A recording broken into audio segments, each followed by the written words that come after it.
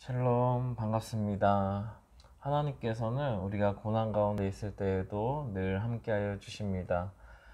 그래서 우리가 고난 가운데서 승리할 뿐 아니라 아름다운 복을 우리에게 내려주십니다. 오늘도 하나님을 바라보시며 승리하는 우리 성도님들 되시길 소망합니다. 오늘 우리에게 주시는 하나님의 말씀은 출애굽기 12장 29절에서 36절 말씀입니다. 출애굽기 12장 29절에서 36절 말씀 우리 함께 읽겠습니다. 밤중에 여호와께서 애굽 땅에서 모든 처음 난 것 곧 왕위에 앉은 바로의 장자로부터 옥에 갇힌 사람의 장자까지와 가축의 처음 난 것을 다 치심에 그 밤에 바로와 그 모든 신하와 그 모든 애굽 사람이 일어나고 애굽에 큰 부르짖음이 있었으니 이는 그 나라에 죽임을 당하지 아니한 집이 하나도 없었음이었더라. 밤에 바로가 모세와 아론을 불러서 이르되 너희와 이스라엘 자손은 일어나 내 백성 가운데에서 떠나 너희의 말대로 가서 여호와를 섬기며 너희가 말한 대로 너희 양과 너희 소도 몰아가고 나를 위하여 축복하라 하며 애굽 사람들은 말하기를 우리가 다 죽은 자가 되도다 하고 그 백성을 재촉하여 그 땅에서 속히 내보내려 하므로 그 백성이 발교되지 못한 반죽 담은 그릇을 옷에 싸서 어깨에 매니라. 이스라엘 자손이 모세의 말대로 하여 애굽 사람에게 은금 패물과 의복을 구하매 여호와께서 애굽 사람들에게 이스라엘 백성에게 은혜를 입히게 하사 그들에게 구하는 대로 주게 하심으로 그들이 애굽 사람의 물품을 취하였더라. 아멘. 오늘도 하나님의 은혜와 평강이 우리 삶 가운데 함께 하시길 소망합니다. 하나님께서는 이제 마지막 10번째 재앙을 내리십니다. 29절을 함께 읽겠습니다. 밤중에 여호와께서 애굽 땅에서 모든 처음 난 것 곧 왕위에 앉은 바로의 장자로부터 옥에 갇힌 사람의 장자까지와 가축의 처음 난 것을 다 치심에 밤중에 애굽 땅에서 처음 태어난 것, 사람의 첫째뿐만 아니라 가축의 처음 낳은 새끼까지도 다 죽고 맙니다. 왕의 자녀도 그 재앙을 피할 수 없었습니다. 모든 사람들이 하나님의 심판 앞에서 굴복할 수밖에 없었습니다. 전날 밤에 이스라엘 백성들은 어린 양의 피를 문설주에 이제 바르게 되고 이 피를 통해서 재앙이 넘어가게 됩니다. 그래서 이것을 이제 넘어갔다는 뜻을 가지고 이제 유월절이라는 절기를 이제 제정을 하게 됩니다. 심판의 결과는 참으로 참혹했습니다. 30절을 함께 읽겠습니다. 그 밤에 바로와 그 모든 신하와 모든 애굽 사람이 일어나고 애굽에 큰 부르짖음이 있었으니 이는 그 나라의 죽임을 당하지 아니한 집이 하나도 없었음이었더라. 10번째 재앙, 마지막 재앙은 조용히 이제 다가옵니다. 하지만 그 재앙의 파괴력은 엄청났습니다. 애굽에 온 집에는 부르짖음이 큰 울음소리가 나타나기 시작했고 애굽 사람들은 예외 없이 모두가 다 처음 낳은 아들이나 딸을 잃고 맙니다.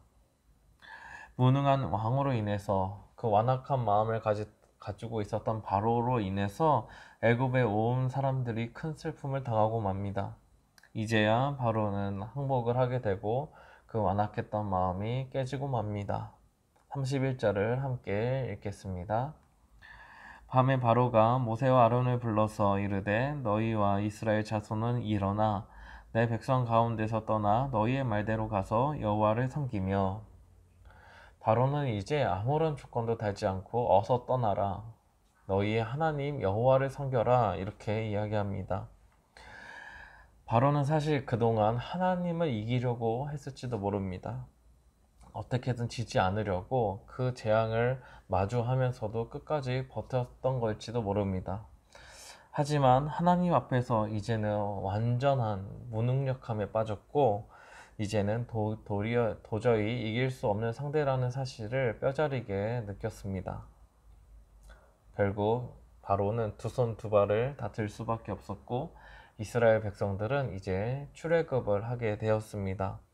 이때 하나님께서 놀라운 은혜를 내려주시는데요. 36절을 함께 읽겠습니다. 여호와께서 애굽 사람들에게 이스라엘 백성에게 은혜를 입히게 하사 그들이 구하는 대로 주게 하심으로 그들이 애굽 사람의 물품을 취하였더라. 하나님께서는 그동안 고난을 받고 고생을 많이 한 이스라엘 백성들에게 은혜를 주십니다. 애굽 사람들에게 가서 예물이나 또 의복을 이제 달라고 하면 애굽 사람들이 그것을 주게끔 하나님께서는 그들의 마음을 움직이셨습니다. 이러한 모습은 하나님께서 마치 이스라엘 백성들에게 그동안 밀렸던 월급을 주시는 것처럼 느껴지기도 합니다. 이제 받은 이 물품들은 훗날에 이제 성막을 짓는데 아주 귀하게 사용됩니다. 사랑하는 성도 여러분, 우리가 삶 가운데서 알 수 없는 또 이해할 수 없는 어려움들과 고난을 만날 때가 있습니다. 하나님을 믿지 않는 사람들은 그저 내가 오늘 운이 나빴네, 내 인생에 운이 좋지 않았네, 뭐 이렇게 생각해 볼 수 있지만 하나님을 믿는 우리는 왜 어려움을 겪어야 되냐, 우리가 왜 어려움을 만나야 되냐라는 생각이 들 때가 있습니다.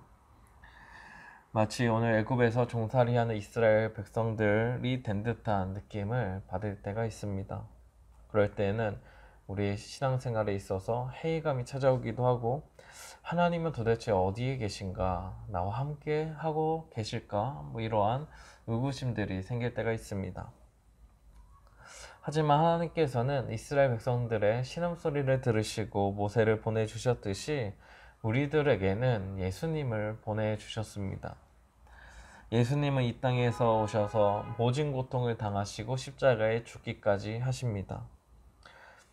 이처럼 하나님께서는 우리를 그냥 내버려 두신 것이 아닌 것을 우린 알게 됩니다. 우리를 구원하시기 위해서 예수님이라고 하는 아주 큰 선물을 우리에게 주셨습니다. 그리고 언제나 우리와 늘 함께 계시고, 우리가 고난 중에 있고 슬퍼하고 좌절하고 있을 때에도 우리와 늘 함께하고 계셨습니다. 또 앞으로도 함께 하실 것입니다. 악한 세력은 물리쳐 주실 것이고, 늘 하나님의 은혜를 우리에게 부어주시고 새 힘을 내려주실 것입니다. 이제 우리가 해야 되는 일은 날마다 늘 하나님을 바라보아야 하는 것입니다. 평안할 때에도 또 힘들 때에도 늘 언제나 하나님을 바라보며 살아가야 합니다. 하나님은 이 세상의 통치자들을 주관하고 계시고 이 세상의 모든 것들을 통치하고 계십니다. 10번째 재앙을 애굽에게 백성들에게 내리시기도 하시면서 동시에 이스라엘 백성들은 지켜주시기도 하십니다. 이 모든 것이 하나님의 손에 달려있음을 우리가 인정하고 믿을 때 우리에게 다가오는 고난도 하나님을 바라봄으로 넉넉히 이겨나갈 수 있는 것입니다. 고난을 바라보기보다 하나님을 바라볼 때 우리는 그 고난의 자리에서 일어나 애굽에서 이스라엘 백성들이 나왔듯이 우리도 고난 가운데에서도 하나님을 보고 일어나 그 고난을 뚫고 나올 수 있게 되는 것입니다. 주님이 우리를 건져 주실 것입니다. 이러한 믿음으로 오늘도 살아가는 저와 우리 성도님들 되시길 기도드립니다. 오늘도 하루 동안 기도할 3가지 기도 제목들이 있습니다. 첫째, 악한 세력은 물리치시고 우리를 구원하시도록. 둘째, 날마다 하나님의 말씀을 묵상하도록. 셋째, 교회 건축을 통해 하나님께 영광이 되도록. 이를 위해 오늘도 함께 기도하셨으면 좋겠습니다. 기도하시겠습니다.